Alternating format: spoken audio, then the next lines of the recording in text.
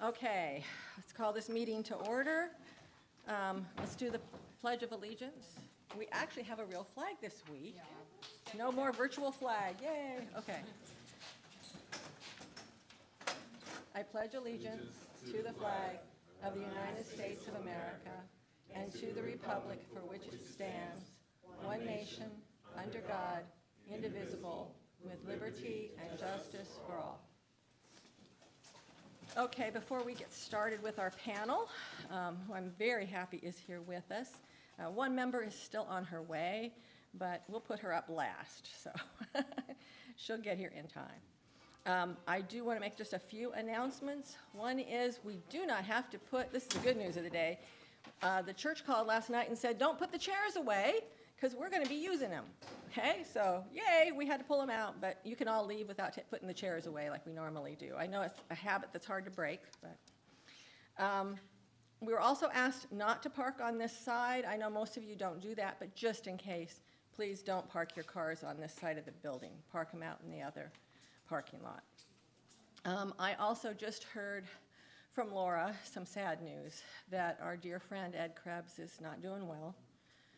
He's going into palliative care, so please have your thoughts and, if you so choose, your prayers with him at this very difficult time. He is somebody we all value very much and love very deeply, so please keep him in your thoughts and prayers. And now it is my pleasure to introduce our panel on attainable housing, which is a very important issue in every county, in Douglas County, of course. I know when I moved here 6 years ago and I bought my house, no problem. But today, my house value has more than doubled. It's almost tripled. I probably couldn't afford my house 6 years in if I were trying to buy it today. So we all know that not just inflation, but the state of the housing market is making it increasingly difficult for people to live anywhere, and we don't want that in our county. We want to be a welcoming county where everybody can live and thrive. So today we're going to talk about attainable housing and what we can do here in Douglas County to make it a more inviting place for everyone of different means. We have with us today, and I'm going to introduce each of them and then have them come up and say a few things, and then we'll have a discussion. Richard Slation, who is Executive Director with J.P. Morgan Chase in their commercial bank and community development banking. Throughout his career, he's worked with a number of different financial institutions as well as in public service as the Director of Real Estate with MARTA and in the Fulton County government as Real Estate Manager. He has a BA in Finance from Morehouse, specializing in real estate and accounting, and an MBA in Finance from Kennesaw State University. He is also a business school faculty member at Morehouse College, where he lectures on topics related to corporate finance, investment finance, and real estate finance. So he's an expert in this area that we are looking forward to hearing from. Another expert in this area and a resident of Douglas County and one of our dear friends, Amy McCoy. She is the CEO and owner of My Hometown Realty Group. She has also, in 2019, been the president of the West Georgia Board of Realtors, and she is a tireless advocate for equitable investments and attainable housing. She has worked with the Atlanta Realtors Association, the Georgia Association of Realtors, the Empire Board of Realtists, and National Association of Real Estate Brokers, and has, throughout all of these roles, been dedicated to increasing an inclusive and sustainable housing market. I want you to welcome both of these friends today. Also joining us, hopefully in a few minutes, she was caught in traffic, is our very own Commissioner, Tarenia Carthan, who really needs no introduction. We all know her very well, and she has always been an advocate for attainable housing in our county, and she'll talk to us more about what the County Commission is doing in this area. But let's start with Mr. Slation, if you would come up. Yes. Okay, I will have our tech guy do that.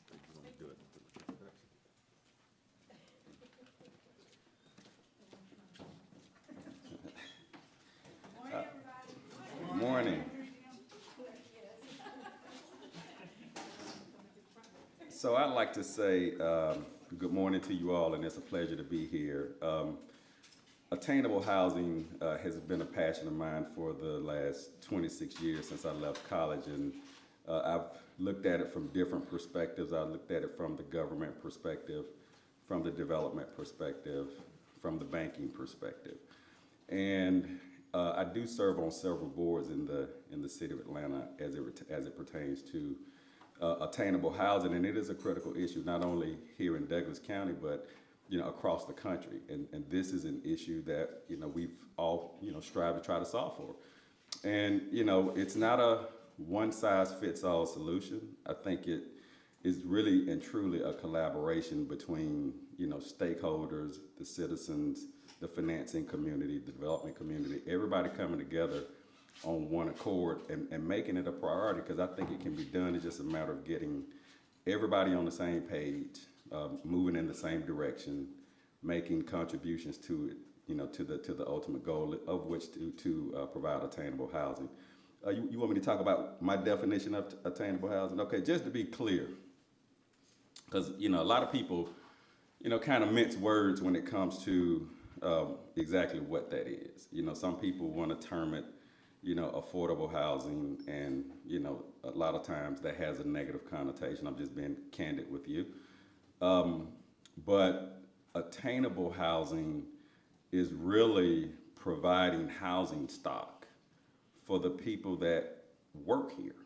It's the teachers, it's the firefighters, it's the police, it's the first responders, it's the people that work in the restaurants here, that work at the QT up there at the corner. More often than not, and I don't think we think about it, a lot of people that are in those roles, they don't necessarily live in the county because they can't afford it.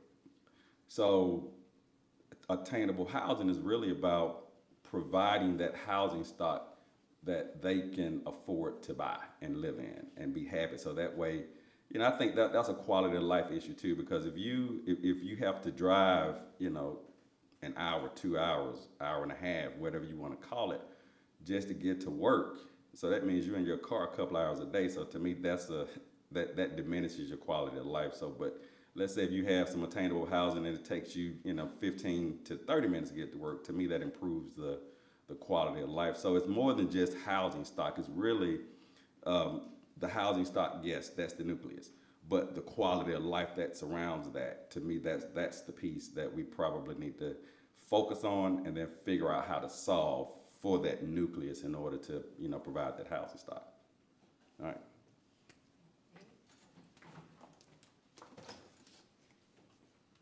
So we know about that traffic, right?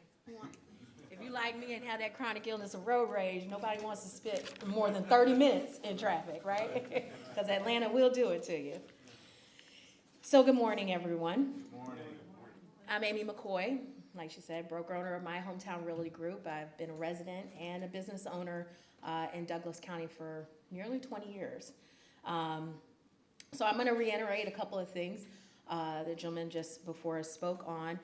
So just to elaborate a little bit more, I know we're going to answer a lot of questions, and hopefully that my experience, because currently I'm the Vice Chair of Federal Finance and Housing Policy for the National Association of Realtors, can give you a little bit more back end of what that looks like when when we talk about what attainable housing is and how people are able to afford that, right? So the topic was, attainable versus affordable. And so attainable housing and affordable housing are terms that used to describe the different approaches in addressing housing affordability issues. Somebody's struggling out there. Are they okay? Should have known it was tax guy. All right, so although they share common goals in providing housing options, individuals and families with varying income levels, they differ in certain aspects. So affordable housing generally refers to housing that is financially accessible to low to moderate income households. And that typically is defined earning below a certain percentage of the area median income.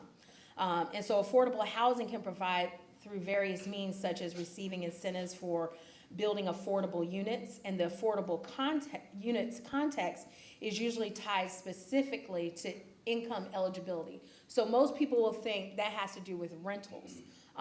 And a couple of years back when we were trying to decide how do you really name it, right? Most people will say attainable versus affordable, and everyone thought it was about rentals.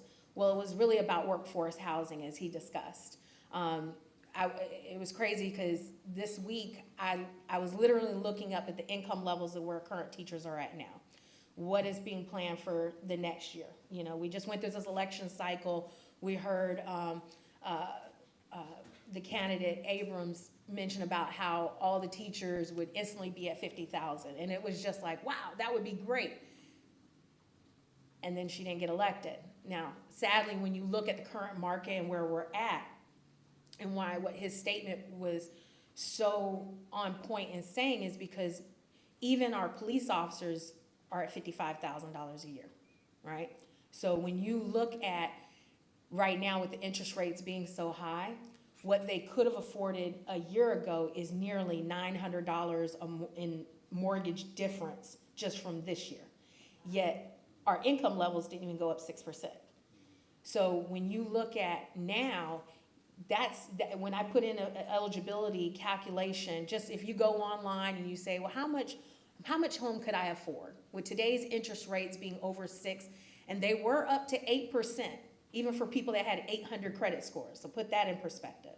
Yes, we're going back to pre-pandemic levels, but when you look at that large difference, nearly $900 difference in a mortgage payment on the same house you could have bought the year before, that's devastating, especially when I see teachers having to co-share an apartment just so that they can live in the area in which they work, right? Because gas prices have gone up, and I'm vegan, so food costs have gone up.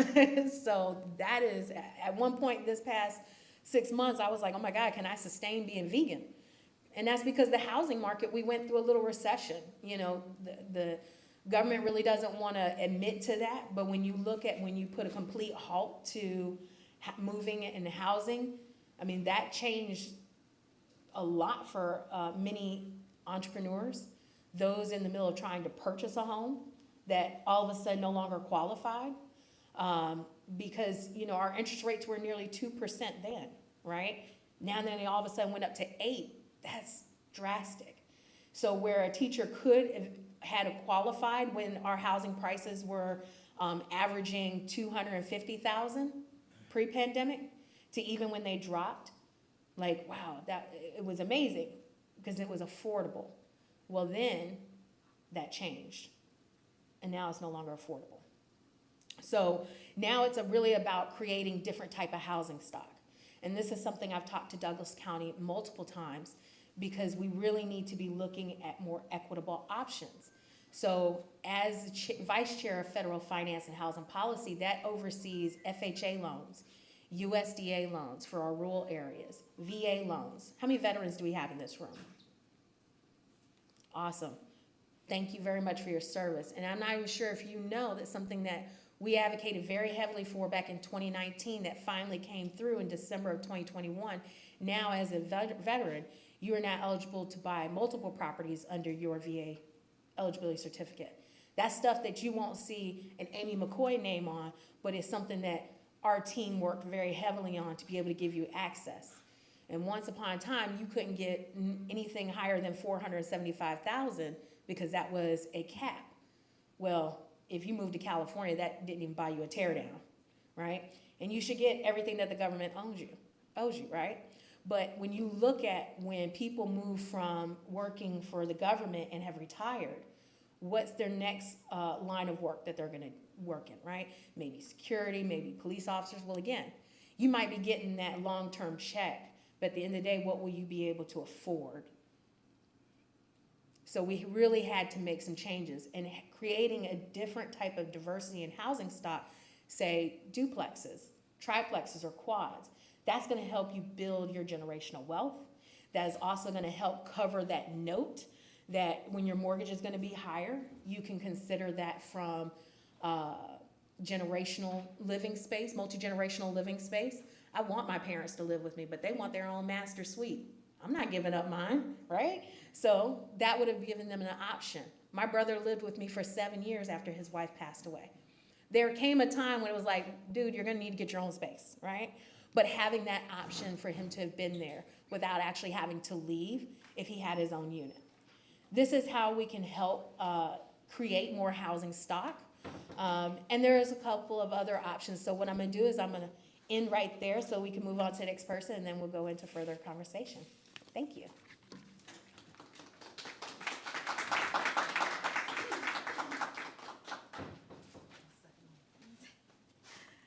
Good morning, everyone.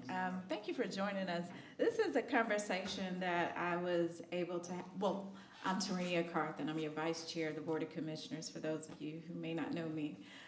But this conversation is really relevant, especially now. I actually coined affordable housing, attainable housing, after talking to Mr. Slation. He was like, hey, we gotta make sure that people understand affordable just doesn't incorporate Section 8 or rentals, but that it has more to do with what can you attain and what can you comfortably live in so that you can afford the rest of your lifestyle. And that's really true. So how does Douglas County government decide how we are going to ensure that attainable housing is what we have in Douglas County? And it's not just for our seniors, right? It's also for young families. Like, I have 4 girls. My baby turned 21 yesterday, so they are all officially grown. And I think about, you know, where will they live? Because they can't live with me forever, and they can't live with their daddy forever. So how will they be able to come back to Douglas County and live a lifestyle that is comfortable for them, right? So I'm thinking not only for me, because I know I won't be able to stay in a 4,000 or 5,000 square foot house forever. That's a lot of house to clean. So eventually I'm going to either have to give it up, but where will I go? So I'm in the middle of that. I see the younger generation, but then I'm also now 1 foot into the other generation that's about to transition. And so how do I deal with that? Because I think Douglas County is great. I don't want to move anywhere else, right? I like it here. I love it here. My roots are planted here. And so what can I do while I'm in this position in order to push us forward in a positive way?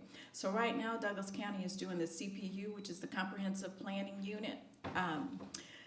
That is vital. If I can tell everybody in here, please, if you have not came to a planning and zoning CPU with Allison Duncan, you got to get there, because that helps us shape the next 10 years for Douglas County, how we zone areas, what's to come, where we put other businesses at, where we put housing. It is incredibly vital that we all participate in that, because otherwise we may get a Douglas County that does not align with our values and how we see things going. So I'm your representative, but I can't dictate. You help me shape what the county looks like, right? So in order to do that, I need you guys to go to celebratedouglascounty.com, go to planning and zoning, and fill out the form that's on there. It's a survey, and it helps the planning and zoning manager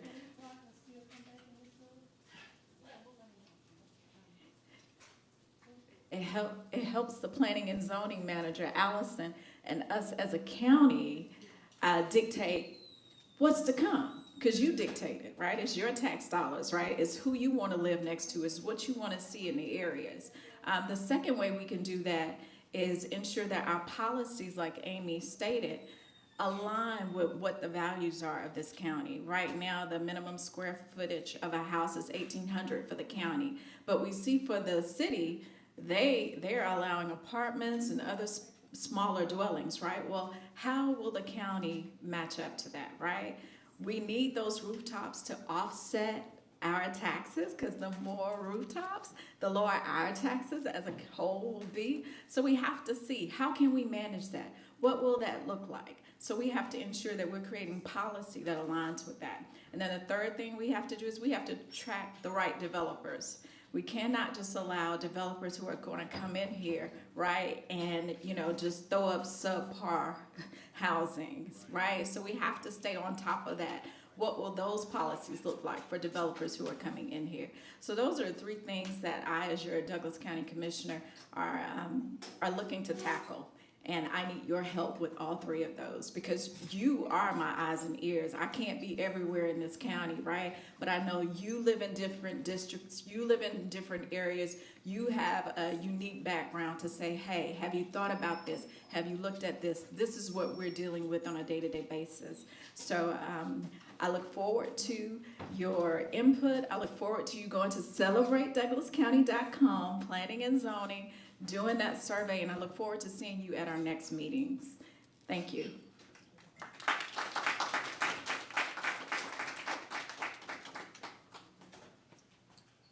I'm sure you have some questions for our panelists. I have one from Mr. Brooks. Am I? Oh, okay. From Mr. Slayton. How can the banks help a county and real estate agents in the county and the zoning people make this happen? Well, I've got to come up. Oh, I got to come up.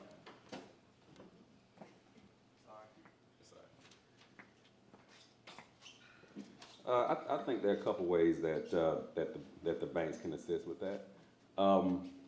First, I do think it's, as I stated earlier, it's a collaborative effort.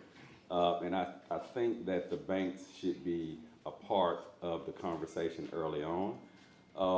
You know, the bank, we do have, you know, incentive programs to promote, you know, affordable or attainable housing. Like, you know, one particular mechanism would be the New Markets Tax Credit platform, and I don't know if you guys are familiar with that.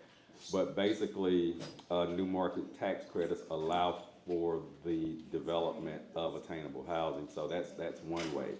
Another way, you know, the banks can work with the local municipalities, in this case, Douglas County, and come up with creative ways to fill gaps because, you know, I'm gonna just take the current state of affairs right now. You know, as Amy pointed out, you know, interest rates are pretty high right now, right? And so construction costs are too. So basically, what happens in a case like that, it's tough to build because it's cost prohibitive. So one proposal would be the banks work with the local municipality, you know, see if we can access that community development block grant funds, marry that with New Markets Tax Credit, so that kind of helps. We call it a capital stack in banking. That's basically the sources of the funding.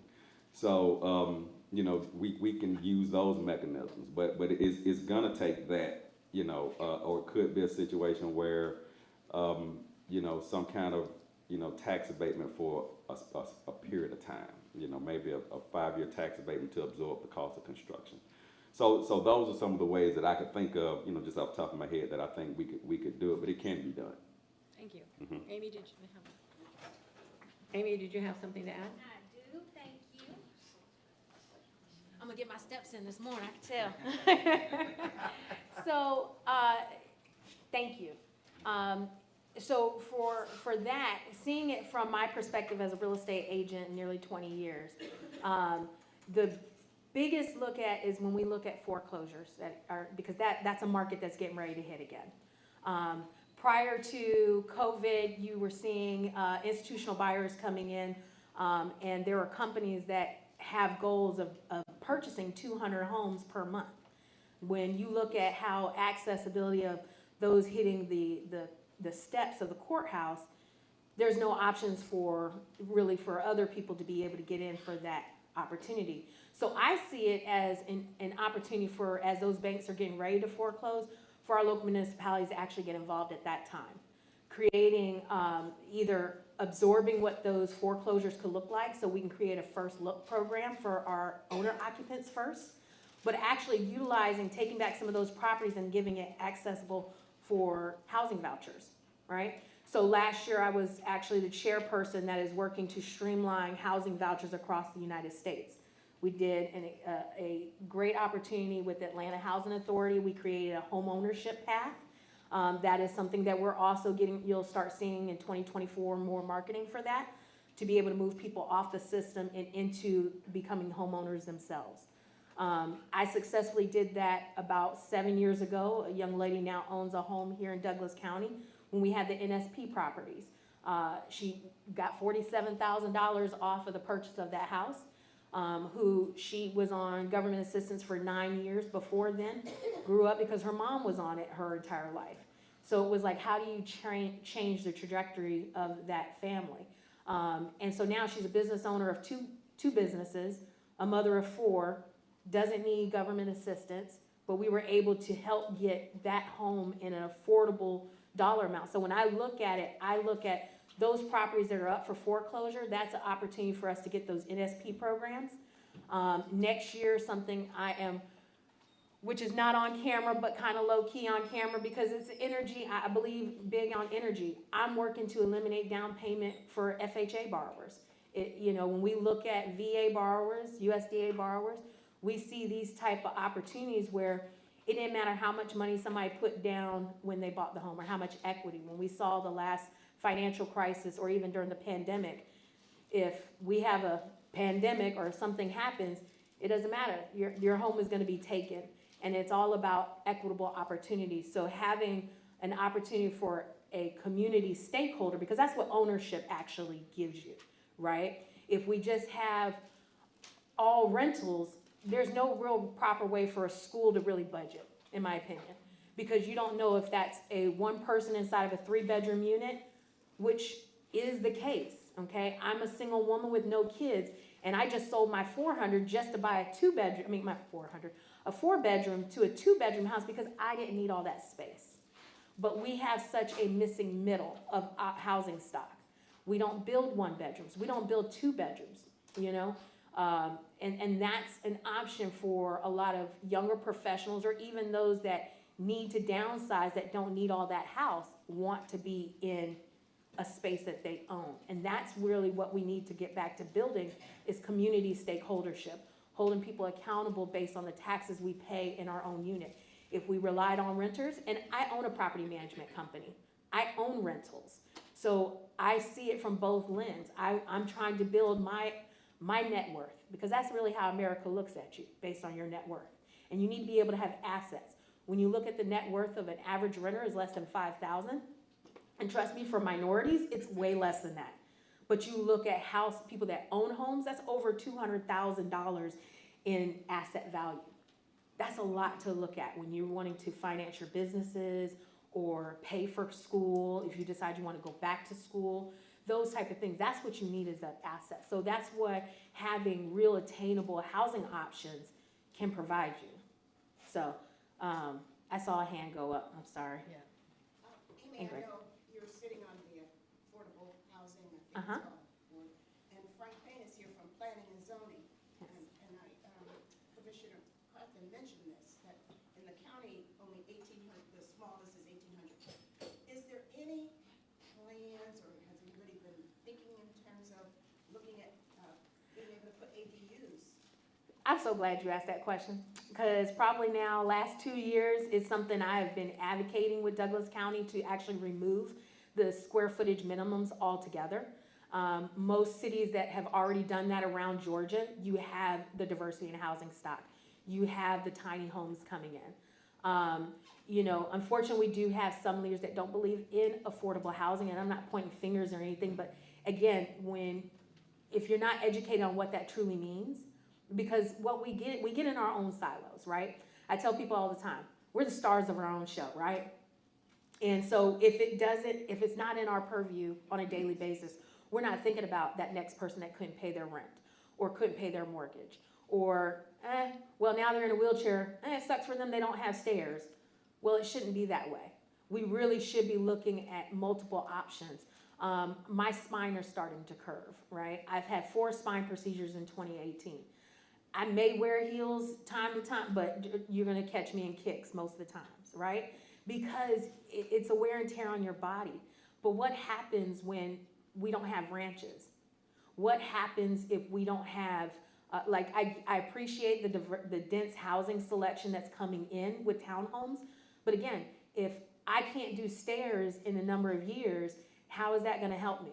That means now I have to move out of the county. And what I recognize with bringing Switch into our community with this large data center is, as I'm working on this assemblage, probably more than 50% of those homeowners have been in their house more than 40 years. Well, then I discovered we don't have senior housing. Well, all of a sudden it was this push, let's get the hotels and start getting more senior housing, which now we actually have more senior housing, but it took identifying the issue. So we can actually create a plan for how we're gonna look at the next 5, 10, 25 years. So realistically, we really have to change our zoning. We need to look at removing these, what they are exclusionary zoning. Even the Biden administration is putting funds towards communities that are looking on taking these problems and creating solutions. So that's another way for Douglas County to get these grants, to really look at how we can make as viable options for Douglas County residents. I believe in vertical living. Are we at that point for Douglas County? I think so, and that's just because we have a lot of rock, we have a lot of floodplain areas. So if we continue building out on single family, we're gonna be so built out in the county that doesn't leave room for innovative builders, right? You go into other other markets, whether it's high end, under 1,000 square feet, or you have reasonable tiny home options, right? I've been vetting different builders, developers to create permanent placement housing here in Douglas County, but now it's just trying to find land to give that as a solution so we don't have a bunch of tent cities. Because what people don't realize, they think affordable housing, that's just people on Section 8, until you look at your own paycheck. Until you look at your own paycheck and you say, oh my God, I am in poverty. And that is what we really have to be conscious of. We are all that one paycheck away. Even those that have that little, I thank God I was able to sustain through the last 10 months, but I won't make it through another 10 months. And I want to remain here in Douglas County. I started my career here 20 years ago, and I want to remain. I feel like I've played a part in the buildup of it. Thank you. And I want to make sure that I can retire here comfortably. Just like I wanted to see the people that unfortunately got displaced out of those homes. It was either they had to go live with family members or they had to move out of the county. But how do you tell someone that's been in their house 40 years, sorry, and move on? I don't want to be that person anymore. So we really need to create inclusionary zoning opportunities that make it accessible for everyone. So instead of it always being apartments, let's build condominiums. Because that puts puts that stakeholdership back into it. And so, Madam Senator. Good morning. Good morning. All. Good morning. We had a tedious 40-day session that lasted over 120 days. Whew. But it's finally ended for this year. But we talked about what you're saying today, but we didn't really make any pass any bills. Yeah. We talked about HOAs and how they're taking people's houses. And we talked about the rent control. Mm-hmm. And we have that, a ban on it, and so municipalities have nothing to do with rent doubling and tripling. But Senator Nikki Merritt, who is my colleague, educated all of us and tried to pass a bill on rent to buy, lease to buy. Mm-hmm. Because they are taking these, they will get, if those people miss one term and it's a month before, they can buy in after 2 years or 3 years or whatever, Mr. Baker. And all of a sudden, Mm-hmm. they see their stuff out on the street for 1 month. Mm-hmm. And it could have been anything that made it not get there on time or something. Right. So what do y'all have to do with that? So, Because I know they have to get it financed through the bank.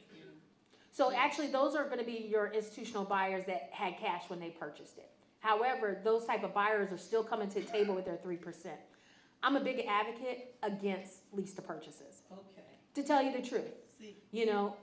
Because what I saw during the last financial crisis, even in the pandemic, there are companies right now that are predatory, that will take your title and leave the mortgage in your name, and you can't do nothing about it.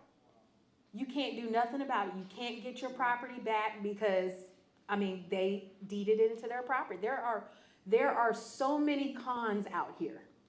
I believe in true stakeholdership. That's why I said just eliminate the down payment.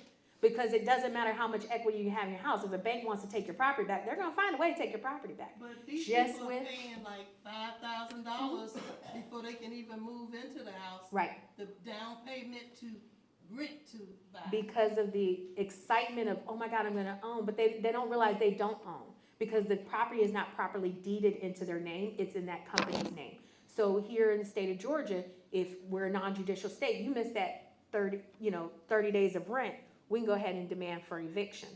When you're doing lease purchases, it's supposed to go through state court, which you have to treat it like it's a real foreclosure. Go through your 120 days, missed payments, then actually file.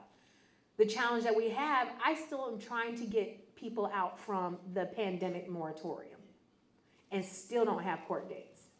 As a company that runs a property management, as a minority company, I lost a lot of business because those owners looked at me like, oh, well, you can't get my money. And I've seen them go to my white counterparts and all of a sudden they can get their money. And that's unfortunate, but that's a reality. Ooh, I got almost emotional on that one because that was a $70,000 loss in 2021 for me. That's terrible. That's a $70,000 loss. And trying to keep staff. And trying to get through losing my fiance in 2020 during the pandemic. And trying to save your company. That's a lot for small business owners. So again, when we talk about how do we look at the housing, how do we look on affordability, as someone who is able to maintain the last 10 months, could I do further? I don't know. I think about the people, HOAs are a big block for, even for condominium options, for the rental options.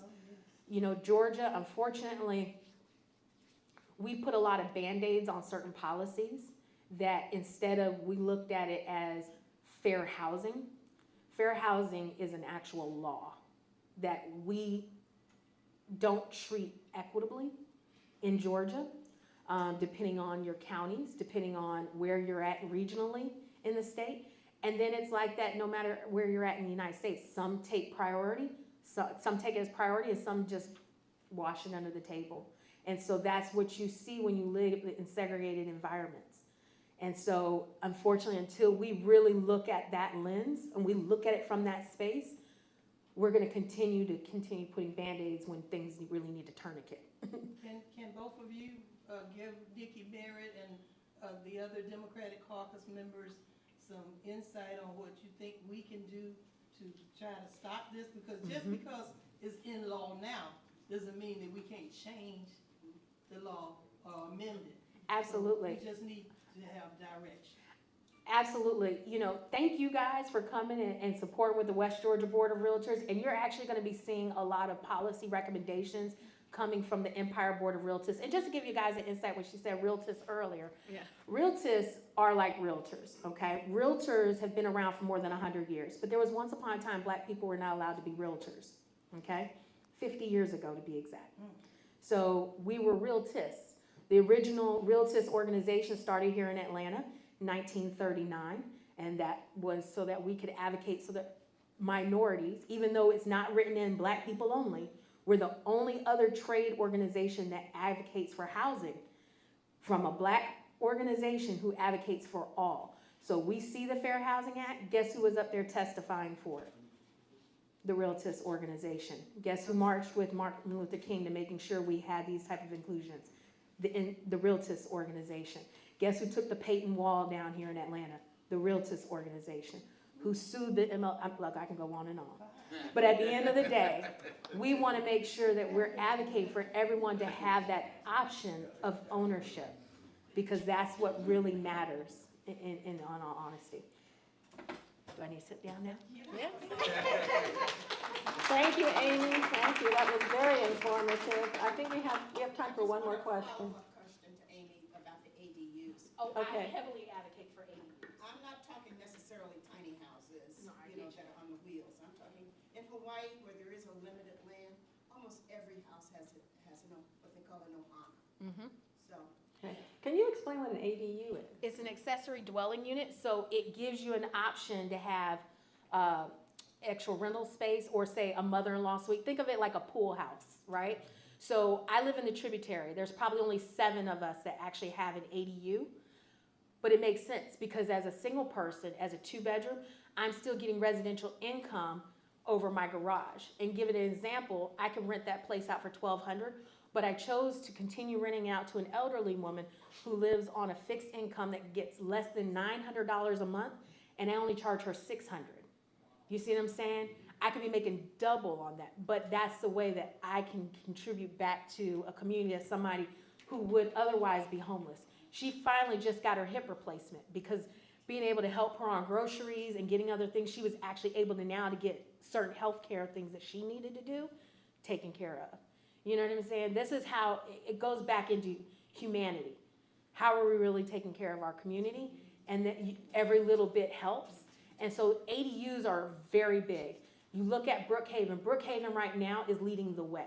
But how did Brookhaven become its own city? It removed the preclearance of the 1965 Voting Rights Act law, just so that that community becomes its own city. What happens in that case? They keep their taxes, majority of their taxes in that community. They are killing the game when it comes to ADUs, right? That gives them option for rental income, or say their child, instead of leaving the nest but want their own space, they have that as an option and don't have to leave their community. Here's another example from zoning, and then I'll leave with this. In the city of Atlanta, there are still racist policies on the way that zoning is, you're able to build. You can't build a triplex, but yet in city of Atlanta, you can have your regular housing, a servant's quarters, and a landscaping quarters.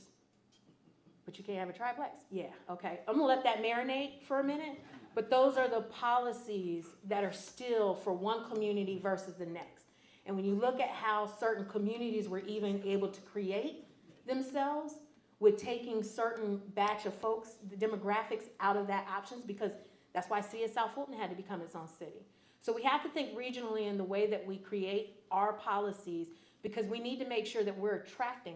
Douglas County was a bedroom town at one point in time. We now have a more live, work, play type of mindset. And so we need to think about those people that want to relocate here. What are they looking for? So, okay. Okay, we have one more question. One question. Well, it's more of a, in medicine, you have something that's called an off-label use, right? Off-label use. Viagra was developed as a blood pressure medicine. Correct. And then we figured out where the blood goes. When we instituted a minimum home size in Douglas County, ostensibly the reason was because these developers were building a bunch of crappy starter homes. What we actually did was put a stop valve on the demographic shift that slowed things down a little bit because we priced people out of our market. It was an institutionally racist policy when we did it. And I would really love to see the county, and with the help of the state legislators, approve a zoning that allows something smaller than a minimum home size with the caveat that you sell to somebody else who will have a homestead exemption on that property. So that these houses are being bought by individuals who are going to live in them, not in investors who are using them as rental properties. And that's going to take, it's going to take something at the state level to make that possible, but it's also going to take something at the county level to say, in this part of the county, we're going to, if you look at Fullerville and Villa Rica, these mill towns, they were onto something. They were great at making housing affordable for people who worked in the mills. You don't need an 1,800 square foot house. You don't need, I'm telling you, I've done a lot of canvassing, I've walked a lot of neighborhoods, and I am amazed at how many split levels there are in this county. Like, just put up a box, make it 1,800 square feet, put a big garage on it, you're good to go. We need the smaller housing, and the county is not allowing that, but we need it, we need it, we need it. Carthan just started a smaller community, under 1,000 square foot, and they're starting at 200,000. It's a toehold. It's a toehold in the market for people. It gives accessibility to having a roof over your head. You don't need the large, I'm not trying to cut grass. That's why I chose a tributary. I got a 1/10 of an acre, and I'm paying more for it than when I owned an acre in Douglas County. Put that in perspective. And I take care of my house because it's my investment.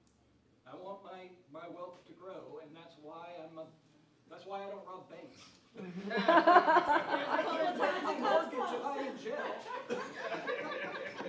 well, I hope this conversation will lead to some further conversations with our legislators and with the county about things that we can do both at the county level and the state level to pass laws and regulations that will make this more affordable housing possible here in Douglas County and across the state. Thank you very much. We are going to move now to our legislative update, and we have with us today Kimberly Alexander, our representative from District 66. I also want to welcome Donzella James, our senator, District 35, and we're going to get an update on this long session that Donzella was just telling us about. Good morning. Good morning.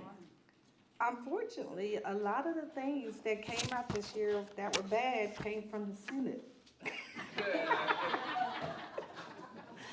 They actually did. And I want to start off, good morning. Thank you, Robin. Thank you, the board. I just want to go through this, and some people know this, but I still just think it's necessary to go through this. Because, so you will know, when you ask that question, why did you guys not do this? Why did you guys not try to pass this? Why did you guys not try to stop this? It takes 120 votes to pass a bill through the General Assembly, 29 or more in the Senate, 91 or more in the House. In the House, we have 101 in the majority party. In the House, we have 101 in the majority party. And 79 in the minority party. Take that with the 79 that we have, and there's always about 2 or 3, maybe 5 Dems that are picked off. Okay? So the Senate, they have 33 in the majority party and 23 in the minority party. The bills that we passed, which was a week ago, with our 40 days, the governor has about 40 more days to sign a bill into law or either veto it. I'm going to start off first with going through some of the legislation for education, and I'm not going to include everything. I have a newsletter that comes out about bi-weekly, so it has a lot of information on them about some of the bills that we've already passed. Senate Bill 233 is, it was the voucher bill. It creates 6,500 Promise scholarship accounts, and this bill did not pass, which I was so elated about, but I really feel like it's a need that I still tell you about it because this bill is probably going to come back up in 2024. They've always tried to pass these voucher bills. What this bill would have done is that it would have created $6,500 Promise scholarship accounts for students who leave low-performing public schools, those schools that are 25% in the bottom, to go to for private and homeschooling. The voucher program takes money from public schools. We hear that? And we're talking about $600 and $500 per student. Public schools to pay for education of children who are going to private schools. In Georgia, the vouchers allow millionaires to come by state and federal tax breaks and make a profit. Georgia voucher program helps the rich get richer at the expense of our children. So they're going to take money out of the public schools. We don't even know how much that's going to cost. That bill was very, very, very close to passing. And took one of our Dems to agree with it. But it was the majority party, there were 10 of them that were not budging on that, and that is the only reason why that bill did not pass. So I'm bringing that to your attention just so you'll be aware of it. But the rest of the bills that I'm going to talk about are bills that actually passed. HB 319 would require the Georgia General Assembly approval before state universities could raise the tuition or fees more than 3%. Governor Brian Kemp on Tuesday vetoed that bill. Senate Bill 55. I'm mentioning this bill because I just think it's good for those little younger entrepreneurs. That also came from the Senate. It was Eliminate STAN Act. And it would prohibit local governments from regulating most youth businesses such as Eliminate STAN. Senate Bill 3 would require state agencies to assess whether current educational requirements such as a 4-year college degree are necessary for many state jobs. And then I'm gonna go to the health area. Senate Bill 46 requires physicians and healthcare providers to test all pregnant women for HIV and syphilis at the first prenatal visit at 28 to 32 weeks in a delivery. Senate Bill 106, some of these bills are good too from the Senate. Yeah. Enacts the Healthy Mothers, Healthy Babies Act to provide for a 3-year pilot program to provide coverage for remote maternal health clinical services under the Medicaid program. And Senate Bill 107, this was generated out of Augusta. I don't know if you guys saw on the news where is a young African-American. He died during swimming program. He actually died a year ago, and we just now finding out that the instructor was the one that had something to do with it. So that generated out of Augusta, and that was because some individuals in Augusta did not want to bring any charges up against her. So there was a bill created, it's called the Izzy's Law, and the Department of Public Health shall develop and make available for download from its website a model aquatic safety plan based on national standards for private swim instructors. And the family was down there. They came down on day 40, and it was emotional. Senate Bill 109 requires the Department of Community Health to include continuous glucose monitors as a pharmacy benefit for Medicaid recipients. Senate Bill 140 prohibits certain surgical procedures for treatment of transgender minor in hospitals and other licensed healthcare facilities. That was a really back and forth debate as it relates to transgender teens. It bans most medical treatments to help transgender kids affirm their gender identity. As it relates to some of the housing, of course, we tried to do a number of things on the House side. We tried to do a number of things on the Senate side, but Senate Bill 62 requires cities. This is something that it really bothered me, and I know it probably bothered you guys in the Senate also. It requires cities to enforce a ban on public encampments for people without homes. It also prohibits the transfer of those people to other jurisdictions without permission, which means that if you come from Douglas and you drop off somebody in Cobb, you can now be fined for that. The counties can be fined for that. Senate Bill 213 prohibits local governments from preventing the continuance of lawful nonconformist use of property when a pre-existing manufactured home or mobile home is replaced with another such home. As it relates to the non-civil and public safety, what we're seeing this year is that the majority party are pushing for mandatory minimum sentences. Okay? We know that Deal wanted to do reform. That is not happening now. Senate Bill 92 creates a state prosecutors oversight commission to investigate, punish, or oust local prosecutors that the majority party say are negating their duties and need further oversight. So they're taking this one prosecutor down in Athens, Georgia, and they're using her as an example. But yet they're saying, okay, well, we had a Paulding County DA, which we did. And that Paulding County DA stayed there for 2 years. And the Attorney General at any point could have did anything about him to get him to be removed. That did not occur. The Attorney General can at any point remove if they wanted to. But they're not these DAs. They're not these solicitors. So the Attorney General already has that power. But right now, they're going to have an oversight commission that if there's one thing, 2 things come up about your district attorney or your solicitors, then they go to this oversight committee.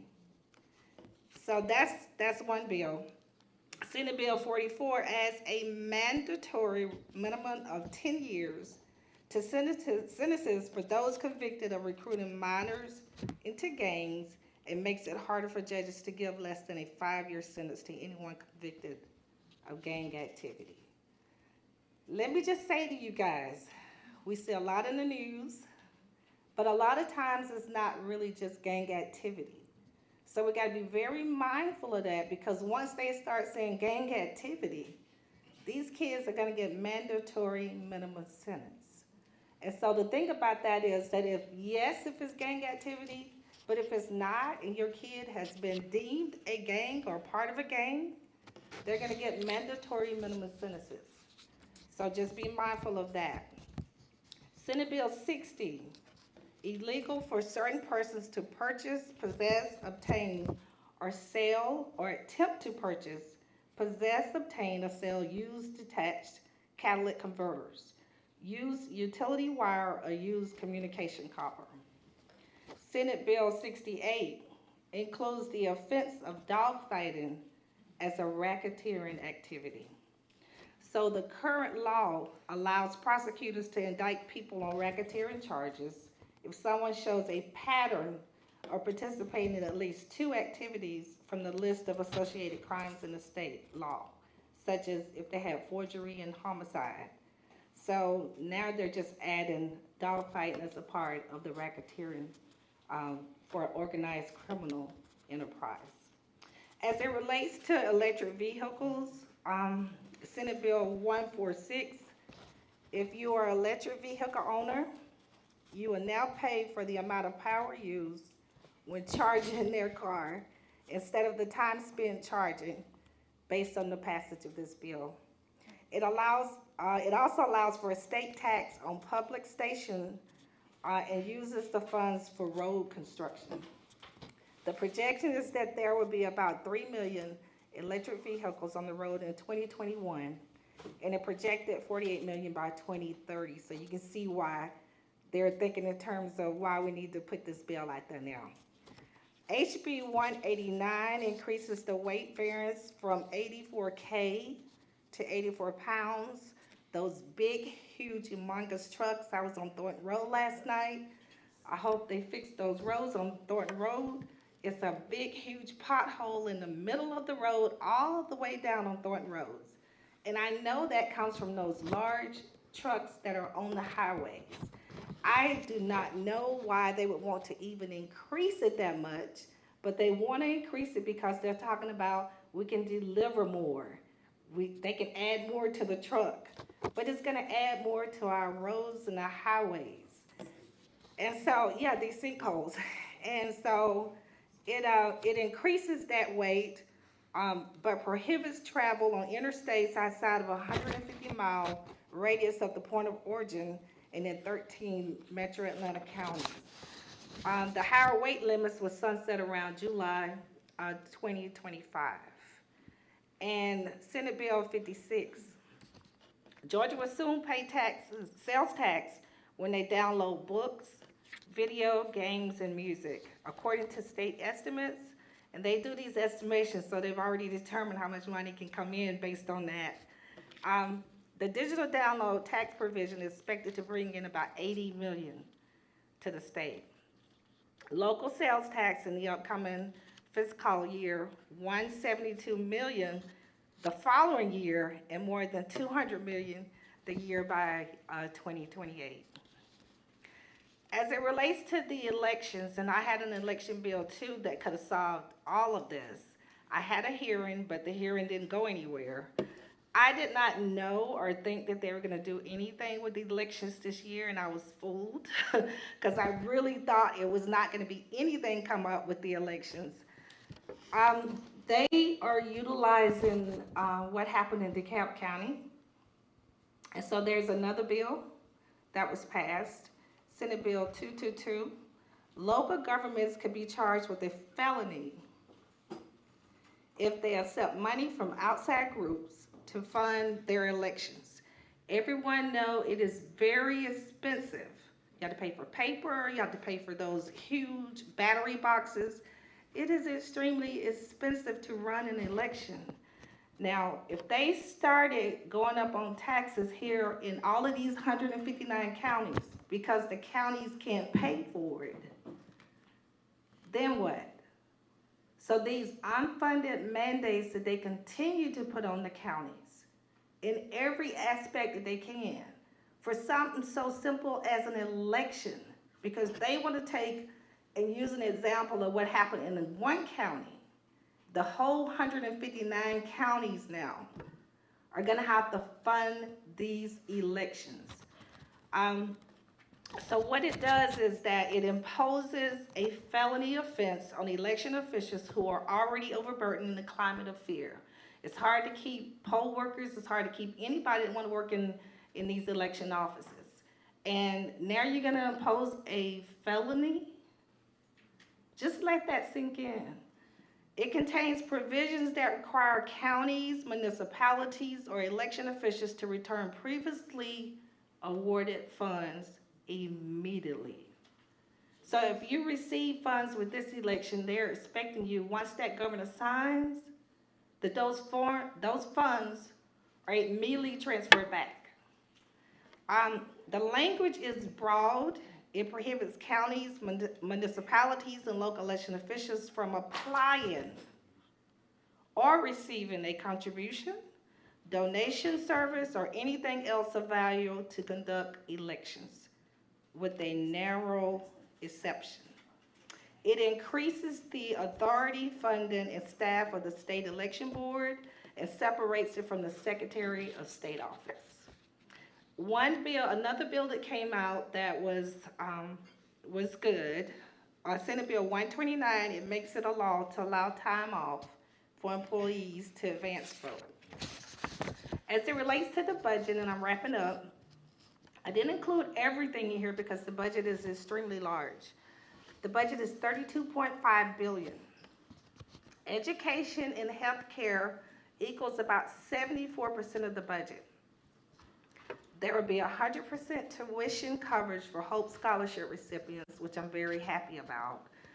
2K salary boost for teachers, making the average $16K a year. They're saying that's the highest in the Southeast. 2K across the board, cost of living adjustments for state and regions employees. One thing I was really happy about is they're also giving that 2K to the pre-K teachers and assistant teachers and the certified K-12 employees. 6K raise for troopers and 4K raise for corrections officers. 10% spending cut for Georgia Public Broadcasting, less than the original 26%. And there was a $66 million cut from the university system. About half of the funding originally earmarked for the new electronic medical record system in Augusta University. And so that's all I have. I did not include everything with the budget. It is extremely large. I didn't include all of the bills, but I tried to include just enough bills to give you some updates on what's going on down at the Capitol. Any questions? No questions? Free? Yes, thank you for your service, all the public citizens. I read that Betsy DeVos, who used to be the Secretary of Education, she's been trying to shut down public schools. And she is funding nationally people to run for state office so they can pass these bills. I think 14 states have already passed that, take the money from public schools and give it to private schools. And that's why they're not going to stop, because she will go and fund elections against Republicans who didn't support that bill. And money is running, our politics. So I think it's just a message that we need to make sure our friends and neighbors understand. It'll be a suffer public schools. People won't be able to get into college. I think there's gonna be more people, forget about the housing, they're gonna be in jails. Yeah. There are a ton of people that come to the Capitol those 40 days. So I'm almost positive there are lobbying groups. I'm sure they'll be back with that bill because they've always tried to do the voucher bill. Every year is going to be something for the next 4 years that we have this governor in place. It is. I think there will be more minimum sentences coming next year as it relates to gangs, because that's what law enforcement want to concentrate on. That's what the Attorney General want to concentrate on. We have a long way to go, but I gave you those numbers in the beginning because it is very, very important that we have good people when it's time for individuals to be elected. People that believe in your core values and what we stand for as the Democratic Party. And hopefully you guys will come down, because being down there, it is it's frustrating when you look at these bills and you're seeing these things happen in front of you. And so it was a victory for that voucher bill. But, and there were we had a ton of freshmen that came in this year. I think we had about 45. So they're learning the process, and there are freshmen sitting all around me. So I'm trying to train them and teach them. But it is very frustrating when you look at and you have the election, and now you come back up again and there's an election bill, and these are unfunded mandates that are coming to the counties. It is, and not being able to try to stop that, but trying to add to it, or trying to make it better by having a study committee that could have solved some of these things, and then you just get a hearing on it. So we will continue to try. We are resilient. Douglas County is. You guys just stay focused. We stay focused as your legislator and continue to work for you all. We're here, and we will continue to move forward. And I want to thank my senator who's sitting here. So, yeah, thank you guys.